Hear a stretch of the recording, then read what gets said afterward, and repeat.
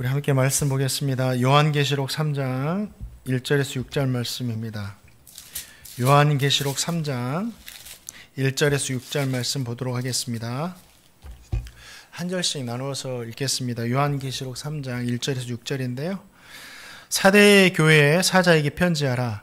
하나님의 일곱 영과 일곱 뼈를 가지신 이가 이르시되 내가 내 행위를 아노니 내가 살았다 하는 이름은 가졌으나 죽은 자로다.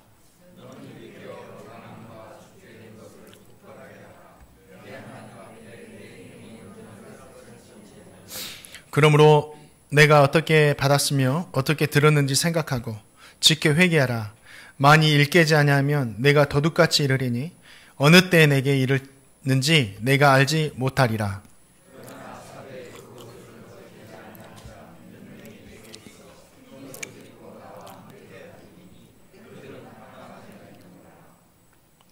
이기는 자는 이와 같이 흰옷을 입을 것이요 내가 그 이름을 생명책에서 결코 지우지 아니하고 그 이름을 내 아버지 앞과 그의 천사들 앞에서 시인하리라. 아멘. 예. 소아시아 7개 교회 가운데 하나님께서 주시는 말씀인데, 교회는 성도들이 모인 이 자체도 교회지만 성도님 한 분 한 분이 교회세요. 그렇기 때문에 이 말씀은 우리 교회도 주시는 말씀이지만 성도님 한 분 한 분에게 주시는 말씀이다. 그렇게 들을 때 더 이 말씀이 우리에게 은혜가로 다가올 줄 믿습니다. 오늘 말씀은 사대의 교회에 주시는 말씀입니다. 이 사대의 교회는 성도들 중 몇 명만, 정말 극히 일부만 신실하게 주님 기다리면서 신앙생활했고, 전체적으로 볼 때는 주님으로부터 책망만 받는, 칭찬받는 것이었고 책망만 받는 교회였습니다. 이 사대교회에 주시는 말씀을 우리가 좀 들으시고, 우리는 책망받는 그런 신앙생활이 아니라 주님께 칭찬받는 신앙생활이 되어야 되겠다, 그렇게 다짐하시는 귀한 시간 되시기를 주님의 이름으로 축원드립니다. 자, 요한계시록 3장 1절 상반절 말씀만 한번 읽어보겠습니다. 시작.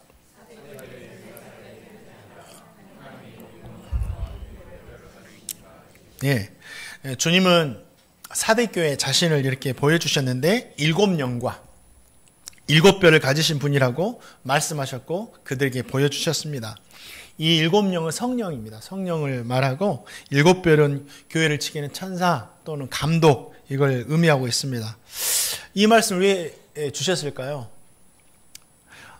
주님께서 성령을 주관하심으로 교회를 인도하시고 천사들과 감독들을 주관하셔서 교회를 지키신다. 그래서 진정한 교회의 주인은 우리 주님이시다. 이걸 보여주신 거예요. 주님께서 사대교회에 이 모습으로 나타나신 이유가 있겠죠. 교회들마다 각자 다른 모습으로 나타나거든요. 사대교회에 처한 상황이 꼭 이 모습이 필요했기 때문에 주님께서 나타나신 겁니다. 이 당시 사대 지역은 달의 신으로 여겨졌던 아르테미스, 그러니까 성경에는 아데미라고 나옵니다. 이 아데미 신전이 있었고, 도시를 지키는 수호신으로는 곡물의 결신, 다산을 상징했던 풍요의 여신 키벨리라는 여신을 신전을 섬겨가지고 섬겼습니다.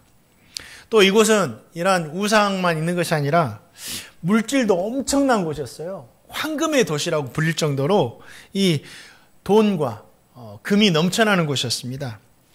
이 도시 중간에는 팩톨루스 강이 이렇게 흘러갔는데 이 강에 금이 있었습니다. 사금이 있었죠. 그래서 사금을 채취해서 이 도시 사람들이 수입을 올렸습니다. 최초로 금관으로 주화를 만들어가지고 사용한 곳이기도 했습니다. 그뿐 아닙니다. 이 금만 있었느냐? 아니에요. 양털을 강호해서 만드는 모직, 방직, 이것이 좀 활발하게 이렇게 상업활동이 있었고, 특히 염색공업을 주업으로 삼았습니다. 자줏빛을 내게 하는 염료가 있었는데 이 염료는 채취하는 방법도 힘들고 양도 너무 작아서 이 염료는요 금보다 더 비싼 값에 거래가 되었어요. 그러니까 자줏빛을 내는 그러면 천은 어느 정도의 가치가 있을까요? 금보다 훨씬 더 비쌌겠죠. 주변 땅도 비옥해가지고요. 먹을 것도 넘쳐나가지고 부족함이 없는 것이 어느 지역이었다? 사대 지역이었어요. 이렇게 부유한 지역에도 복음이 전해가지고 교회가 세워집니다. 교회를 다니는 성도들도 가난했을까요? 부유했을까요? 다 부유했습니다. 엄청나 부유했어요. 풍족함 속에서. 그런데 신기한 게 교회도 열심히 다니고 헌금도 넉넉히 하고 어려움이 없었어요. 교회. 돈이면 다 해결되니까. 돈이 넘쳐나니까 다 교회 다 해결해 버리는 거예요. 지역에서 성도들에게요. 황제를 숭배하라고 강요하지도 않았어요. 이것은 좀 특이하게. 지역 자체가 황제 숭배에 대해서 좀 관심이 없었어요. 왜 그러느냐? 로마가 지배하는 곳은 대부분 로마의 통치를 받고 로마의 지원하에서 살아갑니다. 그런데 이 사대 지역은 돈이 넘쳐나다 보니까 로마의 도움이 없이도 독자적으로 번영이 가능하기 때문에 황제를 굳이 숭배할 필요가 없는 거예요. 그래서 황제의 숭배의 필요성을 느끼지 못하는 겁니다. 자신들이 섬기는 10만으로도 괜찮은 거예요. 그래서 자연스럽게 황제 숭배를 교회 다니는 사람들에게 강요하지 않아요. 또 주님을 믿고 교회에 다니는 성도들에게 아데미를 섬겨라, 키베르를 섬겨라 이렇게 핍박하지도 않았어요. 넉넉하니까 네 신은 너가 섬기고 나는 나의 신 섬기고 이렇게 살아갔던 거예요. 좀 특이한 것이 있는데요. 이 사대 지역을 최근 100년 동안 유명한 대학에서 이제 하버드나 프린스턴이나 콜롬비아 대학에서 지금 계속해서 고고학을 발굴하고 있습니다. 지금까지도. 근데 발굴하는 과정에서 이 사대 지역이 엄청난 크기의 아데미 신전을 발견을 해요. 그런데 특이한 게 뭐냐면 아데미 신전 바로 입구, 바로 앞에 교회 건물이 발견돼요. 그런데 그 당시 사람들이 돈이 많다 보니까 돈을 내가지고 교회 건물을 건축한 거예요. 근데 아데미 신전 바로 앞에. 그러니까 아데미 신을 섬기는 그 사람들도 예수 믿는 것을 방해하지 않고 핍박하지 않았다라는 거예요. 교회가 세워지는 거 그대로 놔뒀으니까. 왜 그랬을까? 물질이 넉넉하고 어려움도 없다 보니까 서로가 신경 쓰지 않는 거예요. 돈이면 다 되니까 걱정이 없는 겁니다. 그러니까 자세히 이 사대 지역을 들여다보면 키벨리나 아데미나 우리 주님이 이 지역의 신이 되었던 것이 아니라 이 물질, 만몬이라는 물질의 신이 영적으로 다 점령하고 있는 겁니다. 물질이면 다 되니까. 그들이 이 물질을 섬기는 거예요. 사대 교회도 마찬가지였어요. 주님이 교회를 주관한 것 같지만, 겉으로 보기에는 주관한 것 같지만, 만몬, 이 물질의 신, 돈이 교회를 다 주관하고 있었습니다.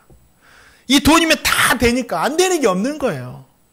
그래서 주님께서 사대교회 성도들에게 7영과 7뼈를 가지고 계신 분으로 나타나셔서 교회를 주관하는 것은 물질이 아니다.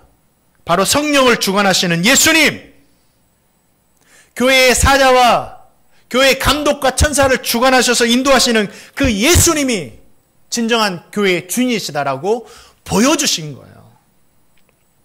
교회가 문제가 일어나면 꼭 두 가지 문제가 많더라고요.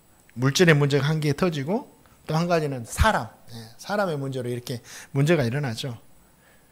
사랑하는 성도님들, 이 말씀을 통해서 우리에게 주시는 거예요. 우리 개인에게도 주시는 거고, 교회인 우리 성도를 주관하는 것은 물질이 아니다. 물질이 있어서 낙심하고, 물질이 있어서 기분 좋고, 물질이 없어서 낙심하는 것이 아니다. 교회도 마찬가지다. 교회를 주관하시는 분은 누구시다? 우리 주님이시다. 그래서 교회에 물질이 없어도 우리가 소망을 가지고 교회를 세워갈 수 있는 겁니다. 교회에 물질이 주인이 됐다면 없으면 낙망하겠죠. 이제 희망이 없겠죠. 그러나 우리 교회를 주관하신 분은 누구시다? 우리 주님이시다. 이 믿음 가지라고 물질이 넘치는 사들교회에 이렇게 나타나신 거예요. 바라기는 우리 행복누리 교회는 주님 오시는 그날까지 끝까지 오직 우리 예수님만을 주인으로 섬기고 예수님만을 따르고 예수님만을 믿는 그런 교회가 되기를 주님의 이름으로 축원드립니다. 자, 요한계시록 3장 1절 하반절 말씀 한번 또 읽어보겠습니다. 읽겠습니다. 시작.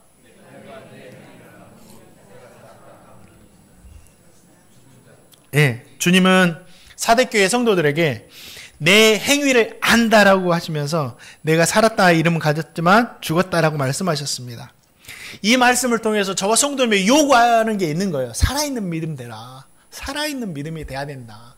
주님 다 하세요. 우리 성도님 주님 다 하세요. 사람은 어쩔 수 없이, 저도 그렇습니다.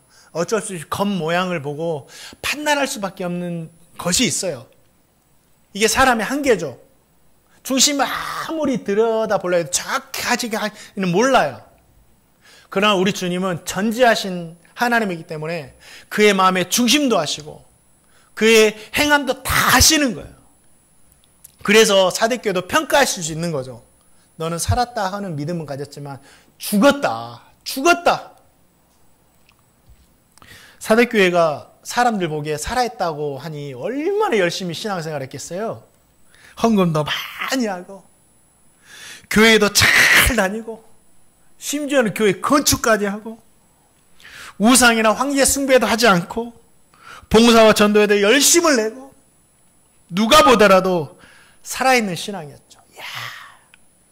그러나 주님 보실 때는 죽은 신앙이었어요. 이게 진짜 무서운 거예요. 어떤 거냐면 다 천국 갈 줄 알았어요. 저 사람이 천국에 가면 누가 천국에 가? 근데 가보니까 없어요. 이거예요. 진짜 무서운 거잖아요. 이렇게 무서울 정도로 신앙생활 했던 게 사대교회입니다. 진짜 차라리 지옥 갈 것 같으면 겉으로 보기에도 지옥 가면은 기회라도 있죠. 회개라도 할 수 있으니. 행함은 있는데 그 안에 믿음이 없는 거예요. 행함은 있는데 믿음이 없어요. 가짜 믿음이 있어요. 이 사대 지역에 왜 그렇게 종교적인 열심이 있었느냐. 사대 지역이 부자였죠. 금도 많고 갖가지 상업도 발달되고 곡물도 많고. 그러니까 어떻게 했어요? 주변 나라들이 호시탐탐 이 사대를 노리는 거예요. 사대만 먹으면 우리도 부자 될 수 있어. 호시탐탐 노리는 거예요. 그래서 역사적으로 보니까 페르시아에서 점령을 당하고 로마에 의해서 점령을 당하는 일들이 있었습니다. 그러니까 이들이 전쟁에 대한 공포가 전쟁에 대한 무서움이 어느 정도인지 알아요. 그래서 전쟁에 대한 공포 항상 적들이 노리니까 이 공포가 있었어요. 그래서 사대교회 성도들 중에 사대교회 사람들은 종교의 의존도가 높았습니다. 왜? 전쟁 위험이 늘 있다 보니까. 아데미를 섬기고 키베리를 섬겨도 이 전쟁에 대한 두려움 때문에 더 열심히 섬기는 거예요. 주님 섬기는 것도 마찬가지였어요. 아데미 섬기고 키베리를 섬겨도 적들은 늘 우리를 공격해오고 망치게 되고, 그래서 새로운 것 없을까 하고 복음이 들어오니까 섬기게 된 거예요. 왜 섬겼느냐? 복음 들었지만 시간이 지나서 현세의 풍요를 지키기 위해서 주님을 믿은 거고, 적들로부터 안전하기 위해서 주님을 믿은 거고, 두려움을 이겨내기 위한 열심으로 주님을 섬긴 겁니다. 그들에게는 예수님이 나의 구원자다, 이 구원에 대한 믿음이 다 사라지고 그냥 현세의 복들만을 지키기 위해서 우리 주님을 섬긴 거예요. 그래서 주님께서 그걸 하시고 너희들 안에는 믿음이 없다, 행함만 있다, 너희들 죽었다라고 말씀하신 거죠. 주님은 오늘 말씀을 통해서 열심히 신앙생활하는 저와 성도님이 묻고 계신 거예요. 우리 성도 얼마나 열심히 신앙생활 합니까? 주일날 교회 오는 것이 쉽습니까? 일어나가지고 또 씻고 또 단장하고 이렇게 해가지고 오시잖아요. 일부 예배도 특히 막 열심을 내서 오시잖아요. 얼마나 열심히 신앙생활해요. 그런 성도님들이 물으시는 거예요. 너희는 왜 신앙생활 하느냐? 너희는 왜 이렇게 열심히 예배 드리느냐? 니들 중심에 뭐 있냐? 물어보시는 거예요. 사랑하는 성도님들, 성도님 중심에요, 주님께 대한 믿음이 있어야 됩니다. 주님을 구원자로 믿는 믿음, 나를 위해 십자가에 죽으신 그 은혜를 믿는 믿음이 있어야 됩니다. 그리고 우리가 이렇게 예배를 열심히 드리는 것도 주님께 무엇인가를 얻어내고 무엇인가를 성취해내고 무엇인가를 지키기 위해서 이렇게 열심을 내는 것이 아니라 사대교회 성도들과 같이 그렇게 하는 것이 아니라 나를 구원하신 그 은혜에 감사해서 그 은혜에 감사해서 그 믿음으로 열심을 내시는 제가 되고 우리 성도님 되시기를 주님의 이름으로 축원드립니다. 자, 이 살아있다 하는 믿음은 가졌으나 죽었다. 이 말씀이 또 어떻게 해석이 되냐면 디모데후서 3장 5절에 보면 이런 말씀이 있어요. 경건의 모양은 있으나 경건의 능력은 부인하는 자다. 그러니까 사대교회 성도들은 경건의 모양은 있었지만 경건의 능력은 없었던 거예요. 성경에서 경건이 뭐라고 하냐면 하나님의 거룩한 성품을 닮아가는 것이 경건이래요. 거룩한 성품. 이 거룩한 성품이 뭐냐? 거룩하다는 말이 밝다, 따뜻하다, 새롭게 하다, 헌신하다. 이게 거룩이라는 단어의 뜻입니다. 그러니까 하나님이 거룩하시고 이 하나님의 말씀이 거룩한 하나님의 말씀이잖아요. 그러면 우리가 하나님의 거룩한 말씀 앞에 설 때 어떻게 되죠? 우리가 밝아지고 따뜻해지고 새로워지고 주님께 헌신하게 되죠. 이게 거룩이에요. 그러면 이 살아있는 믿음, 이 능력 있는 사람은 어떻게 될까요? 경건의 능력 있는 사람은 그 사람 앞에 설 때 상대방이 그 사람 때문에 밝아지고 따뜻해지고 새로워지고 헌신한다라는 거죠. 그것이 경건의 능력입니다. 그것이 살아있는 능력이에요. 우리 성도님들 앞에 어떤 사람이 섰을 때 밝아지고 따뜻해지고 새로워지고 막 주님께 헌신하고 싶어집니까? 그러면 우리 성도님들이 진짜 경건의 능력이 있는 거예요. 근데 우리 성도님 믿습니다. 교회에서는 열심히 하는데 세상에 나갔는데 그 사람만 보면 스트레스 받고 그 사람만 보면 마음 아파지고 그 사람만 보면 눈물이 나고 그 사람 만나기 싫고 이거는 경건의 모양은 있지만 경건의 능력이 없는 겁니다. 바라기는 저와 성도님 모두가 경건의 모양도 있어야지만 경건의 능력이 있어야 돼요. 그래서 우리 성도님을 만나면 밝아지고 따뜻해지고 행복해지고 진짜 그런 경건의 능력을 갖춘 우리 성도님 되시기를 주님의 이름으로 축원드립니다. 저는 참 부족한 것이 많은 사람이에요. 제가 생각해봐도 부족한 게 너무 많아요. 이렇게 정말 이렇게 복된 교회를 섬기는 것만 해도 너무너무 감사하다. 주님, 제가 전생은 없지만 사람들이 전생에 나라를 구했냐고 미인된 부인을 얻었으면 우리 아내를 보면 우리 아내를 봐도 제가 나라를 구한 것 같습니다. 우리 정말 내가 무슨 하나님 정말 이런 삶을 살았길래 이런 은혜입니까? 참 감사해요. 대학부 회장 때 참 부족한 거 많은 사람인데 대학부 회장 때 이 회장이 되고 나서 제가 대학부를 위해서 뭘 할 수 있을까 고민을 했어요. 대학부 회장으로 또 뽑혔으니까 그래서 이제 내가 할 수 있는 게 별로 없다. 내가 뭘 하겠냐. 뭐 말씀으로 조언을 하겠어. 뭐 하겠어. 우리 대학부 회원들을 위해서 기도하자 하고 저한테 명단이 있으니까 명단을 가지고 금요일 저녁마다 기도했어요. 명단을 놓고 이름 한 명 한 명씩 불러가면서 진짜 크게 기도했습니다. 막 이름 하나님 들으시고 막 뚝뚝뚝뚝 기도했어요. 그때는요 금요일 기도회 때 그 부목사님이 이제 담임 목사님 설교하기 전에 부목사님이 나와가지고 이제 찬양 인도하고 이제 하는데 출석을 불렀어요. 금요일 기도회 출석을 불렀습니다. 근데 일일이 부른 게 아니라 일 남전도에 몇 명 나오셨습니까? 그래가지고 숫자가 적으면 회장님 분발하십시오. 그래가지고 했었어요. 대학부 몇 명 나왔어요? 했거든요. 처음에 한 10명, 20명 나왔었어요. 근데 하다 보니까 이렇게 나중에는 이제 기도하는 청년들과 우리 출석한 대학부 한 80명 정도 했는데 그때 이제 한 3, 40명이 나와가지고 기도회를 이렇게 금요일 기도회 때 같이 기도하기 시작했습니다. 이게 어떻게 된 거냐. 저는 하나님의 은혜라고 생각하고 제가 기도하기 시작하니까 하나님께서 또 기도하는 사람들을 붙여주시는 거예요. 제가 기도하니까 대학부도 기도하기 시작한 거고 무조건 모이면 기도하자. 어떤 후배는 한 명 제가 본당에서 기도하고 있으니까 가만히 저 옆에 오더니 기도 끝나니까 가만히 있다가 형 옆에 있으면 저도 기도하고 싶어지는데요. 막 이런 이야기를 해. 너무 위로가 되었고 너무 감사가 되었습니다. 경건의 능력이 나타나기 위해서는 제가 깨달았죠. 아, 그래. 모양만 있으면 안 되고 내가 먼저 행해야 되구나. 그 믿음을 가지고 내 자신이 먼저 행할 때 그것이 상대방에게도 영향이 가서 능력이 나타나구나. 우리 성도님들 밝게 사세요. 진짜 밝게 사시고 즐겁게 사시고 새롭게 사시고 주님께 헌신을 먼저 하세요. 그게 능력입니다. 그럴 때 그 사람 앞에 섰을 때 밝아지고 따뜻해지고 기뻐지고 새로워지게 되는 거 아니겠습니까? 이게 경건의 능력이 있는 거죠. 저와 성도님 모두 다시 한번 당부드립니다. 저와 성도님 모두가 정말 경건의 모양도 있지만 경건의 능력을 가지고 살아서 옆에 있는 성도들과 이 경건의 능력은요 교회에서만 필요한 것이 아닙니다. 직장에서도 필요하고요. 가정에서도 필요합니다.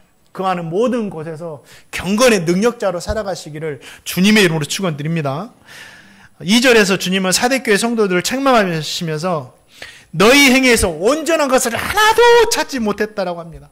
그렇게 열심히 신앙생활 했는데 내가 볼 때 니들의 온전한 걸 하나도 찾지 못했다고 하니 얼마나 무서워요. 저는 이게 참 무서운 거예요. 이 시대에는 이런 성도들이 없을까? 책망의 말씀이죠. 그런데 우리 주님께서 책망하시는 것은 뭐예요? 기회를 주시는 거예요. 죽은 것이 아니라 살아날 수 있는 기회를 주신 겁니다. 그 기회가 3절입니다. 우린 기회를 잡아야 돼요. 3절 말씀, 요한계시록 3장 3절 말씀 우리 같이 한번 읽어보겠습니다. 요한계시록 3장 3절 말씀 함께 읽겠습니다. 시작.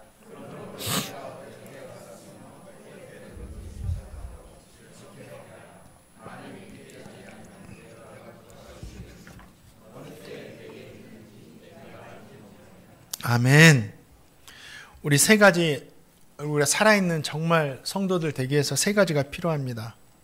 3절 보니까 어떻게 받았으면 어떻게 들었는지 생각해라.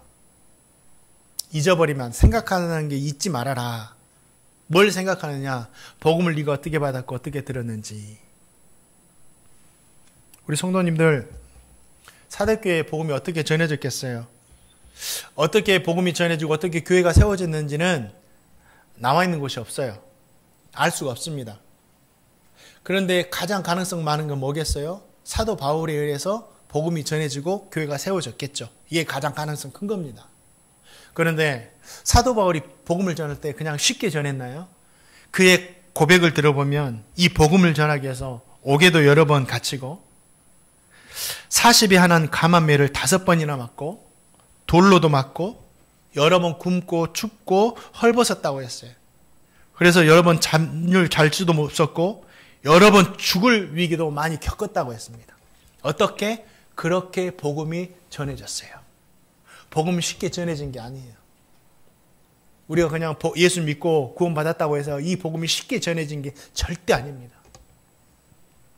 사대교회 성도들이 복음을 어떻게 들었어요? 처음에는 나중에는 좀씩 변질됐지만 처음에는 어떻게 들었을까요? 그들이 모여서 교회를 세우고 정말 열심을 내어서 신앙생활 한 거 보면 처음에는 그들이 예수님의 복음을 기쁘게 받았다는 걸 알 수 있죠. 얼마나 감개했을까요? 구원과 천국과 영생의 은혜를 주시니, 그냥 은혜로 주시니 너무너무 감격한 거죠. 사대교회 성도들도 처음에 이러한 구원의 감격이 있었어요. 이걸 잊지 말라는 거예요. 우리 성도님들도 이걸 잊으면 안 돼요.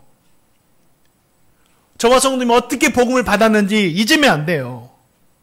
우리 대한민국에도 복음이 전해질 때 그냥 전해진 것이 아닙니다.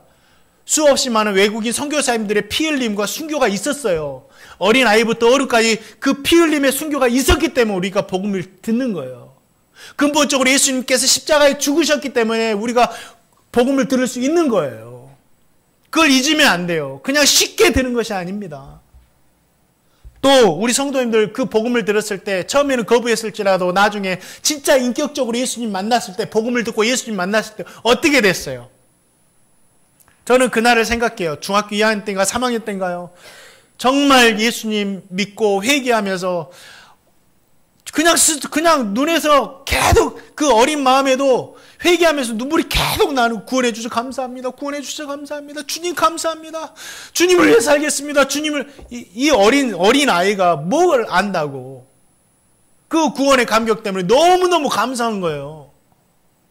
근데 시간이 지나서 그거 과거의 사건이고 지금은 어떠냐 이거예요. 그냥 과거에만 묻어놓고 그 과거의 사건을 생각날 때마다 꺼내가지고 하는 거야. 아니에요. 신앙생활은 지금입니다. 지금 어떻느냐. 우리 성도님들 이 구원의 복음을 어떻게 받았는지 우리가 어떻게 들었는지를 잊지 마세요. 그리고 과거의 은혜가 아니라 현재의 은혜로 살아가시기를 주님의 이름으로 축원드립니다.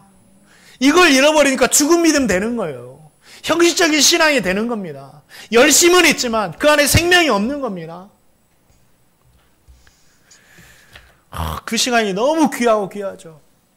불 속이라도 들어가서 풀 속이라도 어른들 할아버지 할머니나 했던 찬양을 그 어린 아이가 찬양하면서 세상이 널리 자라리 주의 사랑을 했던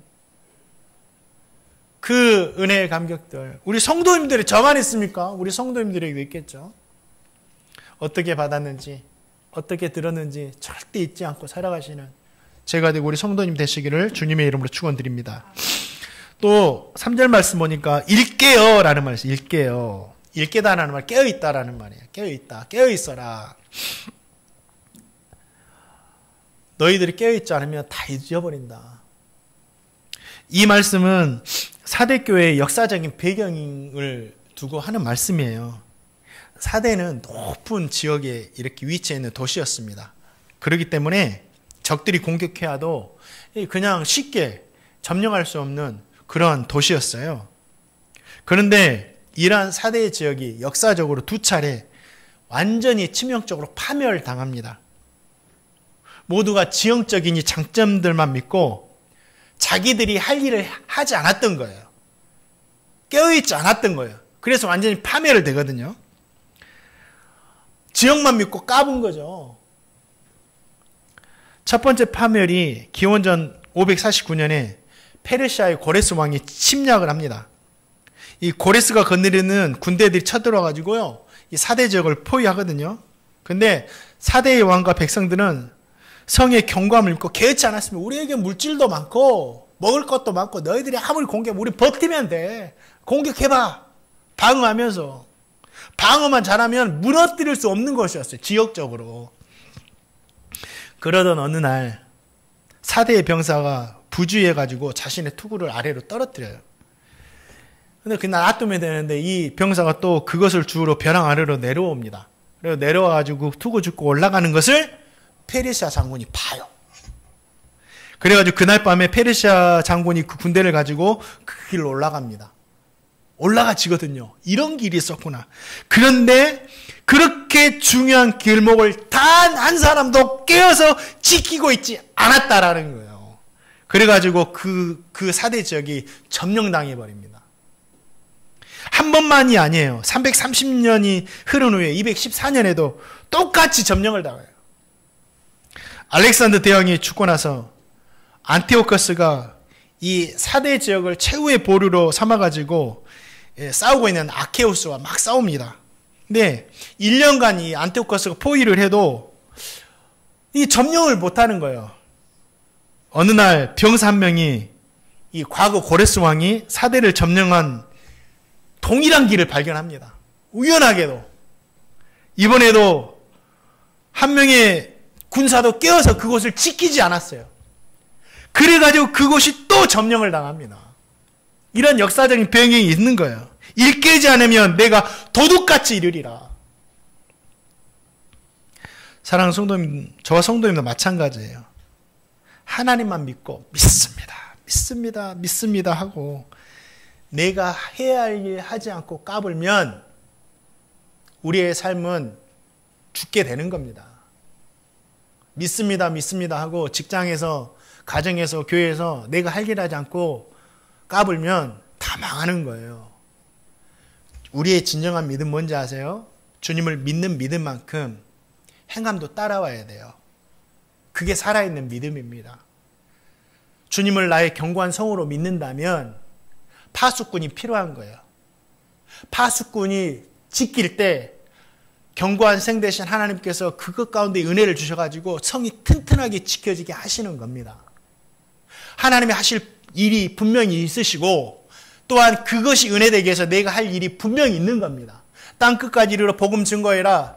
여기에도 우리 할 일이 있어요. 주님께서 십자가에 죽으시고 모든 구원의 복음을 완성하셨다면 우린 그 말씀을 이루기 위해서 우리는 뭐 해야 될까요? 가만히 기도하면 되나요? 아니요. 기도했다면 또 그 복음을 가지고 나가야 돼요. 하나님이 하실 일이 있고 우리가 할 일이 있는 겁니다.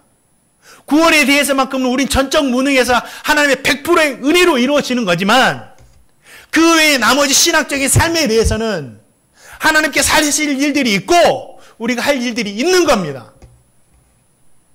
사랑하는 성도님들, 바라긴 저와 성도님 모두가 주님을 믿는 만큼 내가 해야 할 일도 열심히 감당하면서 깨어서 신앙생활 하시는 저 성도님 되시기를 주님의 이름으로 축원드립니다. 신앙생활은요, 교회에서만 하는 것이 아니에요. 가정에서도 신앙생활이고요. 직장에서 신앙생활입니다.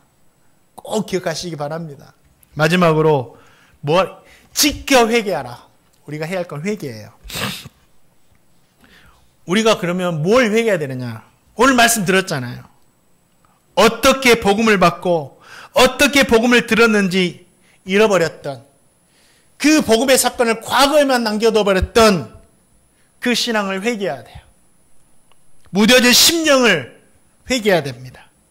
자꾸 과거에 받은 은혜를 가지고 저붙어서 그리워하고 그것을 지금의 은혜로 만들어 살지 못하는 내 자신을 회개해야 됩니다. 또한 하나님만 믿고 믿습니다, 믿습니다, 믿습니다만 외치고 내 할 일 하지 않으면서 방종하며 살았던 우리의 삶을 또한 회개해야 돼요. 그러면 돼요. 주님은요, 우리가 진심으로 회개하면 다 용서하십니다. 교회 다니지 않는 사람들은요, 성도들을 보고 니들은 편하겠다, 죄 짓고 회개만 하면 다 용서받는다고 하니 진짜 니들은 편하겠다고 비아냥거려요. 주님의 용서의 은혜를 이해하지 못하니까 하는 소리죠. 저도 가끔은 주님의 용서의 은혜가 이해되잖아요. 진짜 내가 입술로만 진짜 고백하면 이렇게 용서된다니. 진짜 이해할 수 없는 거예요. 그러나 사람의 이성으로 이해되지 않도록 이 말씀은 사실입니다. 우리가 진심으로 회개하면 주님 용서하세요. 어떻게 할 수 있죠? 주님께서 십자가에 달리셨어요. 두 손목과 발은 겹쳐져 가지고 발목에 큰 대못이 박히셨죠. 6시간 동안 달리시면서 팔목이 아프면 다리에 힘을 주겠죠. 발목이 또 아프니까 또 팔에 힘을 주겠죠. 6시간 동안 그걸 반복한다고 한번 생각해 보세요. 말할 힘이 없어. 말할 힘이. 결국은 이제 고개를 푹 떨리고 숨이 멎어서 이렇게 운명하시지만, 그런데 그 어려운 순간에도 우평강도 회개하잖아요. 주님, 나는 십자가에 죽어 마땅한 죄를 진 죄인입니다. 그러나 주님에게는 죄가 없으시지 않습니까? 주님, 주님의 나라 임할 때 저를 기억해 주십시오.